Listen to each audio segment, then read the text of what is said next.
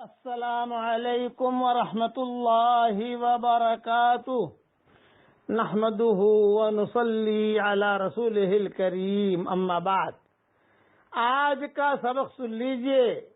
آج کے سبق کی سرخی ہے آسمانی کتابیں رمضان المبارک میں نازل ہوئی ہیں۔ اب مضمون سنیے۔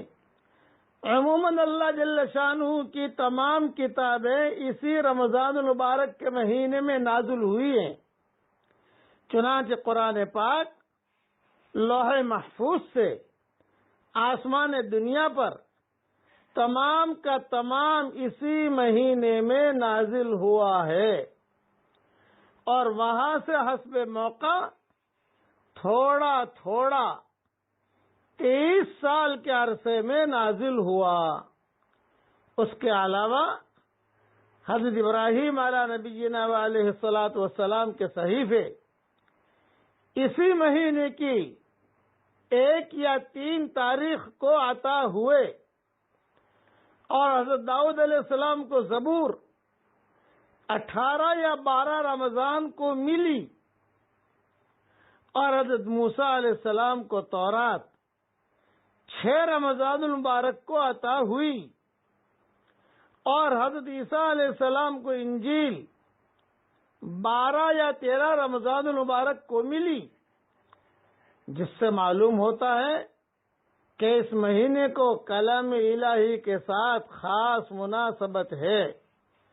اسی وجہ سے تلاوت کی کثرت اس مہینے میں منقول ہے، اور مشائخ کا معمول حضرت جبریل علیہ السلام ہر سال رمضان میں تمام قرآن شریف حضور صلی اللہ علیہ وسلم کو سناتے تھے، اور بعض روایت میں آیا ہے کہ حضور صلی اللہ علیہ وسلم سے سنتے بھی تھے۔ علماء نے ان دونوں حدیثوں کو ملانے سے قرآن پاک کے دور کرنے کا جو عام طور سے رائج ہے استحباب نکالا ہے۔ بالجملہ تلاوت کا خاص اہتمام جتنا بھی ممکن ہو سکے کرے اور کیجیے، اور جو وقت تلاوت سے بچے اس کو بھی ضائع کرنا مناسب نہیں، کہ حضور صلی اللہ علیہ وسلم نے متوجہ فرمایا ہے کہ اس مہینے میں کلمہ طیبہ کی کثرت کرو، اور استغفار کثرت سے پڑھو، اور جنت کے حصول اور دوزخ سے بچنے کی دعائیں مانگو۔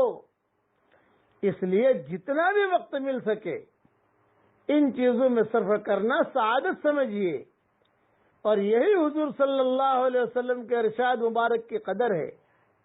کیا دقت ہے کہ اپنے دنیاوی کاروبار میں مشغول رہتے ہوئے زبان سے درود شریف یا کلمہ طیبہ کا ورد رہے؟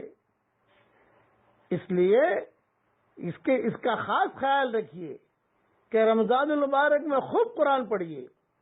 طبیعت اکتا گئی تو کوئی بات نہیں، اب استغفار پڑھیے، اب جو ہے درود شریف پڑھیے، یا جو ہے جنت مانگیے، جہنم سے پناہ مانگیے۔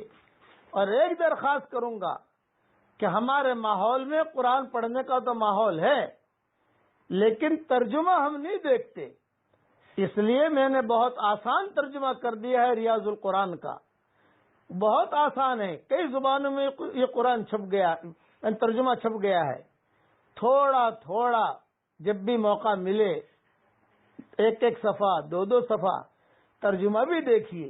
میں نے الحمدللہ اتنا آسان کیا ہے ریاض القرآن کا ترجمہ کہ مقدمے میں لکھا ہے کہ اب بھی اگر قرآن کا ترجمہ نہ پڑھو گے تو حشر کے میدان میں یہ نہ کہنا کہ ہمیں کسی نے اتنا آسان کر کے نہیں دیا تھا۔ ترجمہ تو میں نے نہیں کیا، لیکن ترجمانی کی ہے تاکہ آدمی کو سمجھ میں آئے کہ اللہ کا خط اللہ نے کیا لکھا ہے۔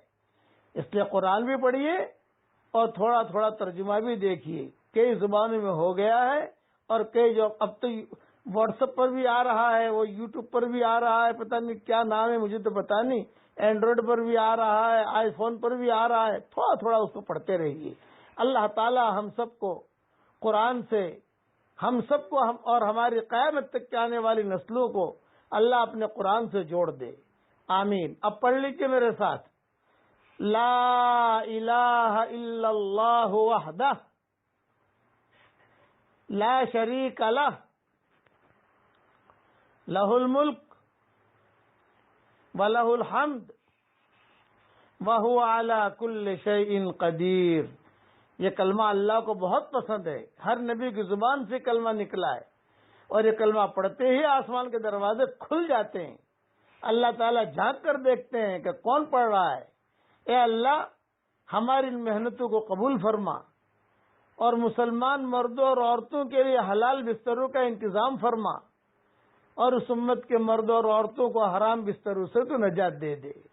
آمین. اور جو ناجائز عشق میں مبتلا ہو ان کو ناجائز عشق سے بھی نجات دے دے اور تیری اور تیرے نبی کی محبت ان کے دل میں ڈال دے. آمین. السلام علیکم ورحمۃ اللہ وبرکاتہ. وآخر دعوانا ان الحمد للہ رب